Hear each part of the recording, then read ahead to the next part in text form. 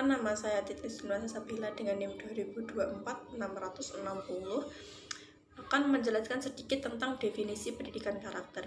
Pendidikan karakter adalah proses membentuk kepribadian melalui nilai moral, nilai etika, dan budi pekerti untuk menumbuhkan kepekaan sosial, tanggung jawab, serta kecerdasan emosional yang bertujuan untuk menciptakan generasi yang berakhlak mulia serta memiliki kontribusi yang positif dalam masyarakat.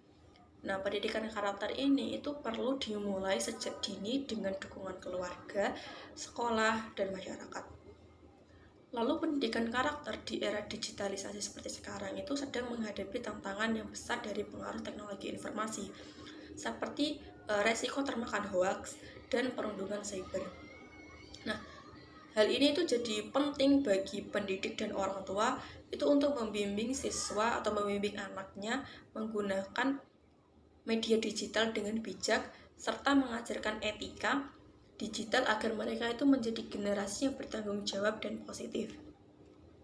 Lalu selanjutnya adalah penyebab masalah dalam pendidikan karakter di era digitalisasi. Nah, penyebab yang pertama adalah teknologi yang berlebihan. Pemakaian teknologi yang berlebihan atau penggunaan teknologi yang berlebihan itu mengurangi waktu untuk belajar dan mengembangkan karakter sosial anak. Lalu penyebab yang kedua adalah kurangnya pengawasan dari orang tua. Orang tua yang cenderung sibuk itu kurang mengawasi anaknya dalam penggunaan teknologi, sehingga anak itu nanti akan mudah terjerumus pada perilaku yang negatif. Lalu penyebab yang ketiga adalah kurangnya nilai moral dalam kurikulum. Karena kurikulum sekarang itu terlalu fokus pada aspek akademik, sehingga pengembangan nilai moral dan karakter di lingkungan sekolah itu agak terabaikan. Lalu yang penyebab keempat adalah gaya hidup yang konsumtif. Anak yang terpapar iklan produk mewah itu menjadikan mereka itu lebih mengutamakan materi daripada nilai-nilai seperti kerja keras dan kejujuran.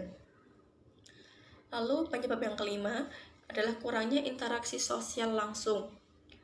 Komunikasi melalui media sosial itu mengurangi kemampuan anak untuk berinteraksi dengan orang lain secara langsung dan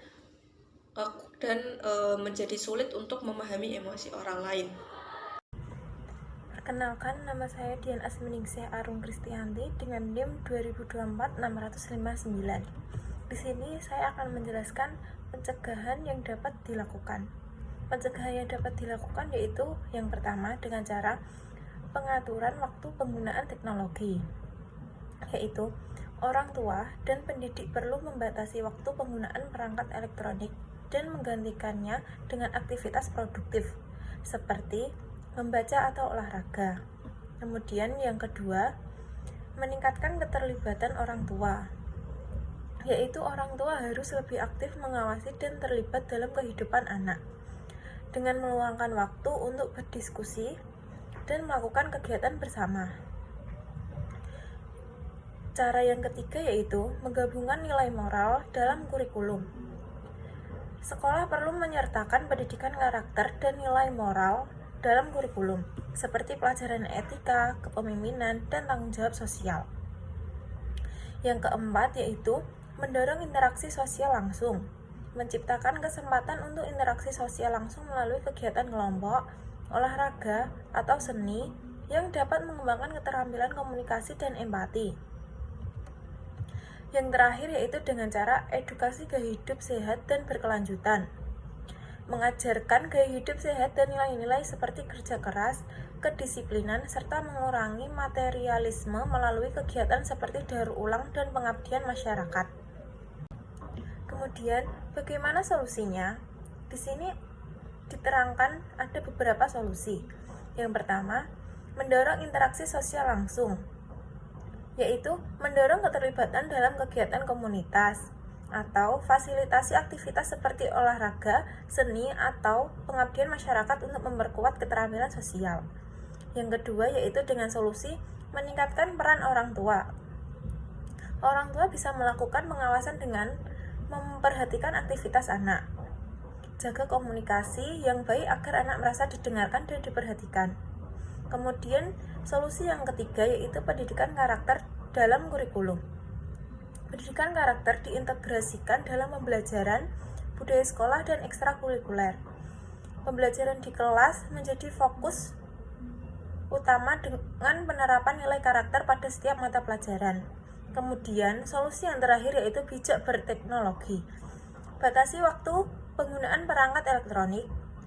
Kemudian, dorong partisipasi dalam aktivitas non-digital. Terus, sediakan alternatif menarik seperti olahraga, seni, atau kegiatan luar ruangan.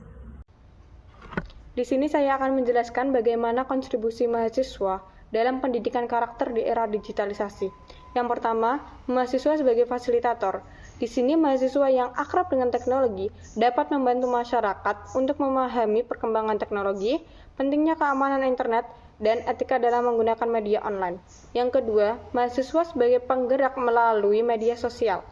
Media sosial ini memiliki pengaruh yang besar terhadap pembentukan ekonomi dan perubahan sosial.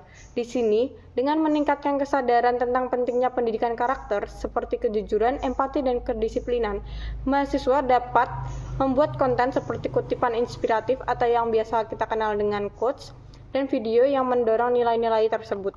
Yang ketiga, ada membangun keterampilan sosial dan empati secara online.